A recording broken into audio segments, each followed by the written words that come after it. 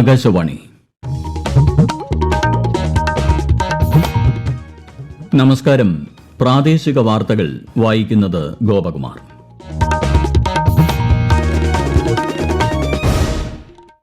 പ്രധാന വാർത്തകൾ.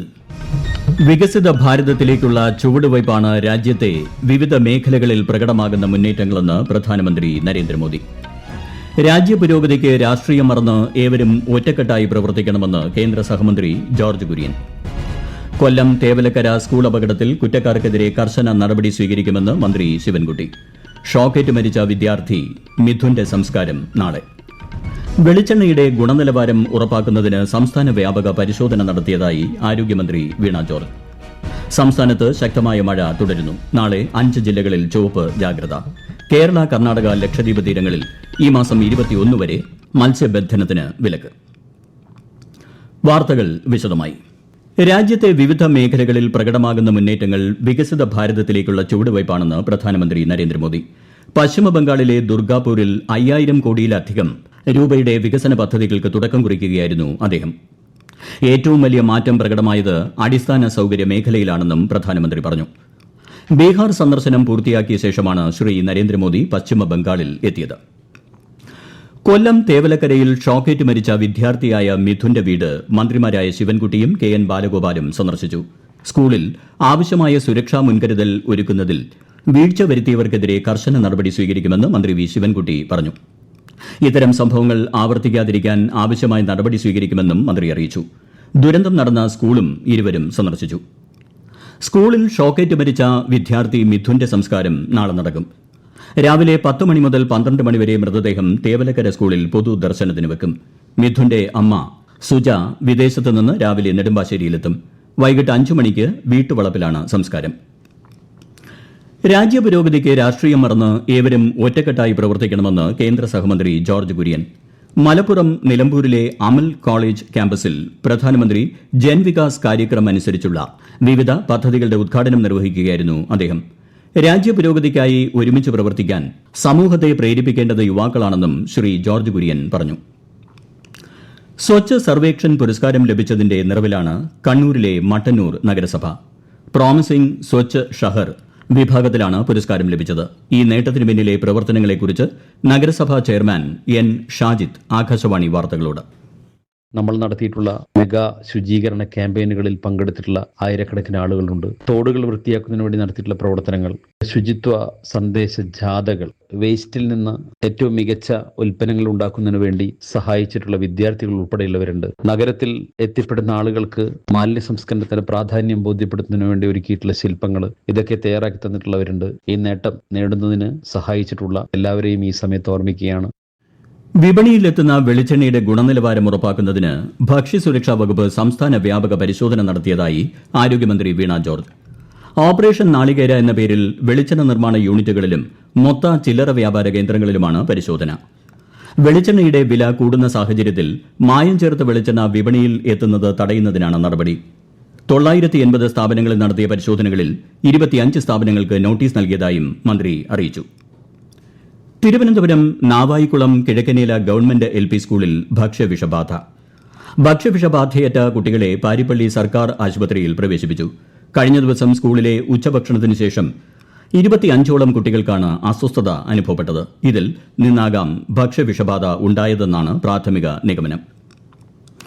ജനങ്ങളുടെ വികാരം മനസ്സിലാക്കി പ്രവർത്തിച്ചിരുന്ന രാഷ്ട്രീയ നേതാവായിരുന്നു മുൻ മുഖ്യമന്ത്രി ഉമ്മൻചാണ്ടിയെന്ന് ലോക്സഭാ പ്രതിപക്ഷ നേതാവ് രാഹുൽ ഗാന്ധി. ഉമ്മൻചാണ്ടിയുടെ 2ാം ചരമവാർഷികത്തോടനുബന്ധിച്ച് KPCCയുടെ നേതൃത്വത്തിൽ സംഘടിപ്പിച്ച സ്മൃതി സംഗമം കോട്ടയം പുതുപ്പള്ളിയിൽ ഉദ്ഘാടനം ചെയ്യുകയായിരുന്നു അദ്ദേഹം. പുതുപ്പള്ളി സെന്റ് ജോർജ് പള്ളിയിലെ ഉമ്മൻചാണ്ടിയുടെ ഖബറിടത്തിൽ പുഷ്പാർച്ചനയും നടത്തി. ഉമ്മൻചാണ്ടി ഫൌണ്ടേഷൻ നിർമ്മിച്ച 12 വീടുകളുടെ താക്കോൽദാനവും അദ്ദേഹം നിർവഹിച്ചു. തുടർന്ന് തിരുവനന്തപുരത്തെത്തിയ ശ്രീ രാഹുൽ ഗാന്ധി മുതിർന്ന നേതാവ് AK ആന്റണിയെ സന്ദർശിച്ചു. നിയുക്ത രാജ്യസഭാ MP C സദാനന്ദൻ മാസ്റ്റർക്ക് തിരുവനന്തപുരം വിമാനത്താവളത്തിൽ BJP പ്രവർത്തകർ സ്വീകരണം നൽകി. തലസ്ഥാനത്ത് BJP സംസ്ഥാന ഭാരവാഹി യോഗത്തിൽ അദ്ദേഹം പങ്കെടുത്തു. രാജ്യസഭാ MP എന്ന നിലയിലുള്ള ഉത്തരവാദിത്വവും ദൌത്യവും സമ്പൂർണ്ണമായി സാക്ഷാത്കരിക്കാൻ കഴിയുമെന്ന് C സദാനന്ദൻ മാസ്റ്റർ പ്രത്യാശ പ്രകടിപ്പിച്ചു. കോട്ടയം ജില്ലയിൽ കർഷകരെയും വ്യാപാര സംരംഭകരെയും കൂൺ കൃഷിയിലേക്ക് ആകർഷിക്കാൻ ലക്ഷ്യമിട്ട് സംസ്ഥാന കാർഷിക വികസന കർഷക ക്ഷേമ വകുപ്പ് മുഖേന നടപ്പാക്കുന്ന സമഗ്ര കൂൺ ഗ്രാമം പദ്ധതിയുടെ 2ാം ഘട്ടം ഉടൻ ആരംഭിക്കും. സംസ്ഥാന ഹോർട്ടികൾച്ചർ മിഷനാണ് പദ്ധതിയുടെ നടത്തിപ്പ് ചുമതല. വൈക്കം, ഏറ്റുമാനൂർ, കോട്ടയം, ചങ്ങനാശ്ശേരി എന്നീ 4 നിയോജക മണ്ഡലങ്ങളെയാണ് 2ാം ഘട്ടത്തിൽ തിരഞ്ഞെടുത്തിട്ടുള്ളത്. ഈ വാർത്തകൾ ആകാശവാണിയിൽ നിന്ന്. ആകാശവാണി വാർത്തകളും വാർത്താ അധിഷ്ഠിത പരിപാടികളും all India radio news Thiruvananthapuram YouTube ചാനലിലും @all India radio news Thiruvananthapuram Facebook പേജിലും AIR _ തിരുവനന്തപുരം ഇൻസ്റ്റഗ്രാം അക്കൌണ്ടിലും @AIR News _TVM X ഹാൻഡിലും ലഭ്യമാണ്. സംസ്ഥാനത്ത് ശക്തമായ മഴ തുടരുന്നു. നാളെ മലപ്പുറം, കോഴിക്കോട്, വയനാട്, കണ്ണൂർ, കാസർഗോഡ് ജില്ലകളിലാണ് ചുവപ്പ് ജാഗ്രത. കേരള, കർണാടക, ലക്ഷദ്വീപ് തീരങ്ങളിൽ ഈ മാസം 21 വരെ മത്സ്യബന്ധനത്തിന് വിലക്ക് ഏർപ്പെടുത്തിയിട്ടുണ്ട്. തെക്കൻ ആന്ധ്രാ തീരത്തും സമീപ പ്രദേശങ്ങൾക്കും മുകളിലായി രൂപപ്പെട്ട ചക്രവാത ചുഴിയും കിഴക്ക് പടിഞ്ഞാറൻ ന്യൂനമർദ്ദ പാത്തിയുമാണ് ശക്തമായ മഴയ്ക്ക് കാരണമെന്ന് തിരുവനന്തപുരം കാലാവസ്ഥാ നിരീക്ഷണ കേന്ദ്രത്തിലെ ശാസ്ത്രജ്ഞ ഡോക്ടർ VK മിനി ആകാശവാണി വാർത്തകളോട് പറഞ്ഞു. നിലവിൽ തെക്കൻ ആന്ധ്രാപ്രദേശ് തീരത്തിനും സമീപ പ്രദേശങ്ങൾക്കും മുകളിലായി സമുദ്രോപരിതലത്തിൽ നിന്നും 5.8 കിലോമീറ്റർ വരെ ഉയരത്തിൽ ഒരു ചക്രവാത ചുഴി കാണപ്പെടുന്നു. കിഴക്ക് പടിഞ്ഞാറ് ന്യൂനമർദ്ദപാത്തി കാണപ്പെടുന്നു. തെക്കൻ കർണാടകയ്ക്ക് മുകളിലായി കാണപ്പെട്ടിരുന്ന ചക്രവാത ചുഴി ഇന്ന് മധ്യ മഹാരാഷ്ട്രയ്ക്കും സമീപ പ്രദേശങ്ങൾക്കും മുകളിലായി സമുദ്രോപരിതലത്തിൽ നിന്നും 3.1 കിലോമീറ്റർ ഉയരത്തിൽ കാണപ്പെടുന്നു. വ്യത്യസ്ത മേഖലകളിൽ അസാധാരണ കഴിവ് പ്രകടിപ്പിക്കുന്ന കുട്ടികളെ പ്രോത്സാഹിപ്പിക്കുന്നതിന് സംസ്ഥാന തലത്തിൽ നൽകുന്ന ഉജ്ജ്വല ബാല്യം പുരസ്കാര വിതരണം നാളെ നടക്കും. ആരോഗ്യമന്ത്രി വീണ ജോർജ് രാവിലെ തിരുവനന്തപുരത്ത് അവാർഡ് വിതരണം ചെയ്യും.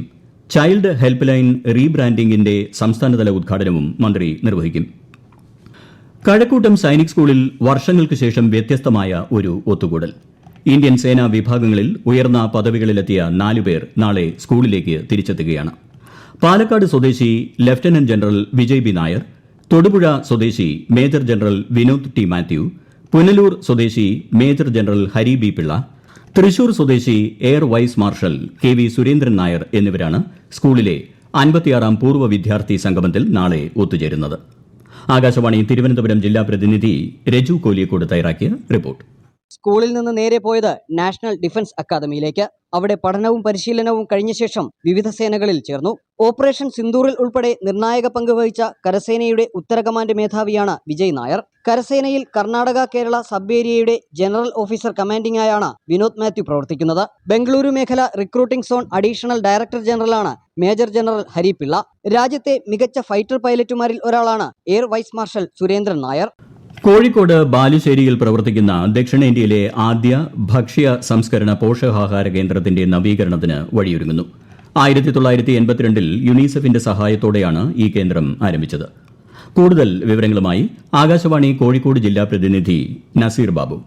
സ്ത്രീകൾക്കും യുവാക്കൾക്കും കൂടുതൽ തൊഴിലവസരങ്ങൾ കണ്ടെത്താൻ കഴിയും വിധം കേന്ദ്രത്തെ വികസിപ്പിക്കാനാണ് ബ്ലോക്ക് പഞ്ചായത്ത് ലക്ഷ്യമിടുന്നത്. ഇതിന്റെ ഭാഗമായി പുതിയ കെട്ടിട നിർമ്മാണം ഉൾപ്പെടെയുള്ള കാര്യങ്ങളാണ് ആലോചനയിലുള്ളത്. വിളവെടുപ്പിന് ശേഷം ഭക്ഷ്യധാന്യങ്ങൾ സംസ്കരിച്ചെടുക്കുന്നതിനും മൂല്യവർദ്ധിത ഉൽപ്പന്നങ്ങളാക്കി വിപണനം നടത്തി വരുമാനം കണ്ടെത്തുന്നതിനും ഗ്രാമീണ ജനതയെ പ്രാപ്തരാക്കുക എന്ന ലക്ഷ്യത്തോടെയാണ് സ്ഥാപനം ആരംഭിച്ചത്. ഇവിടെ നിന്ന് പരിശീലനം നേടിയവർ കേന്ദ്രത്തിലെ സംസ്കരണ സംവിധാനം ഉപയോഗിച്ച് ഉൽപ്പന്നങ്ങൾ തയ്യാറാക്കി വിപണനം നടത്തുന്നുണ്ട്. സംസ്ഥാനത്തെ പ്രധാന റെയിൽവേ സ്റ്റേഷനുകൾക്ക് സമീപം പ്രവർത്തിക്കുന്ന കേറ്ററിംഗ് സ്റ്റാളുകളിലും IRCTC ഭക്ഷണശാലകളിലും റെയിൽവേ പോലീസിന്റെ മിന്നൽ പരിശോധന. ശുചിത്വം, ശുദ്ധജല വിതരണം, പാക്കേജിംഗിന്റെ സുരക്ഷിതത്വം എന്നിവ പരിശോധിക്കുകയും ആവശ്യമായ നിർദ്ദേശങ്ങൾ നൽകുകയും ചെയ്തു. വന്ദേ ഭാരത് എക്സ്പ്രസിൽ നൽകിയ ഭക്ഷണത്തിന്റെ ശുചിത്വം സംബന്ധിച്ച് സമൂഹ മാധ്യമങ്ങളിലും യാത്രക്കാർക്കിടയിലും വ്യാപകമായി വാർത്തകൾ വന്നതിന്റെ പശ്ചാത്തലത്തിലായിരുന്നു പരിശോധന. KSRTCയുടെ ട്രാവൽ കാർഡിന് മികച്ച പ്രതികരണം. യാത്രകൾ കൂടുതൽ സുഗമമാക്കാനും ചില്ലറയുടെ പ്രശ്നങ്ങൾ ഒഴിവാക്കാനും സഹായിക്കുന്ന ട്രാവൽ കാർഡ് ദിവസങ്ങൾക്കുള്ളിൽ സ്വന്തമാക്കിയത് 1,961,000 പേർ. കാർഡിന് അപേക്ഷിച്ചിരിക്കുന്നവരുടെ എണ്ണം വർദ്ധിക്കുകയാണെങ്കിൽ 5 ലക്ഷത്തോളം കാർഡുകൾ ഉടൻ പുറത്തിറക്കും. യാത്ര ചെയ്യുമ്പോൾ പണം കൈവശമില്ലെങ്കിലും മുൻകൂട്ടി റീചാർജ് ചെയ്ത ട്രാവൽ കാർഡ് ഉപയോഗിച്ച് യാത്ര തുടരാനാകും. 100 രൂപയാണ് ചാർജ്. 1 വർഷമാണ് ഒരു കാർഡിന്റെ കാലാവധി. പ്രധാന വാർത്തകൾ വീണ്ടും. വികസിത ഭാരതത്തിലേക്കുള്ള ചുവടുവയ്പ്പാണ് രാജ്യത്തെ വിവിധ മേഖലകളിൽ പ്രകടമാകുന്ന മുന്നേറ്റങ്ങളെന്ന് പ്രധാനമന്ത്രി നരേന്ദ്രമോദി. രാജ്യപുരോഗതിക്ക് രാഷ്ട്രീയം മറന്ന് ഏവരും ഒറ്റക്കെട്ടായി പ്രവർത്തിക്കണമെന്ന് കേന്ദ്ര സഹമന്ത്രി ജോർജ് കുര്യൻ. കൊല്ലം തേവലക്കര സ്കൂൾ അപകടത്തിൽ കുറ്റക്കാർക്കെതിരെ കർശന നടപടി സ്വീകരിക്കുമെന്ന് മന്ത്രി വി ശിവൻകുട്ടി. ഷോക്കേറ്റ് മരിച്ച വിദ്യാർത്ഥി മിഥുന്റെ സംസ്കാരം നാളെ. വെളിച്ചെണ്ണയുടെ ഗുണനിലവാരം ഉറപ്പാക്കുന്നതിന് സംസ്ഥാന വ്യാപക പരിശോധന നടത്തിയതായി ആരോഗ്യമന്ത്രി വീണ ജോർജ്. സംസ്ഥാനത്ത് ശക്തമായ മഴ തുടരുന്നു. നാളെ 5 ജില്ലകളിൽ ചുവപ്പ് ജാഗ്രത. കേരള, കർണാടക, ലക്ഷദ്വീപ് തീരങ്ങളിൽ ഈ മാസം 21 വരെ മത്സ്യബന്ധനത്തിന് വിലക്ക്. പ്രാദേശിക വാർത്തകൾ കഴിഞ്ഞു. അടുത്ത വാർത്താ പ്രക്ഷേപണം രാത്രി 7:25.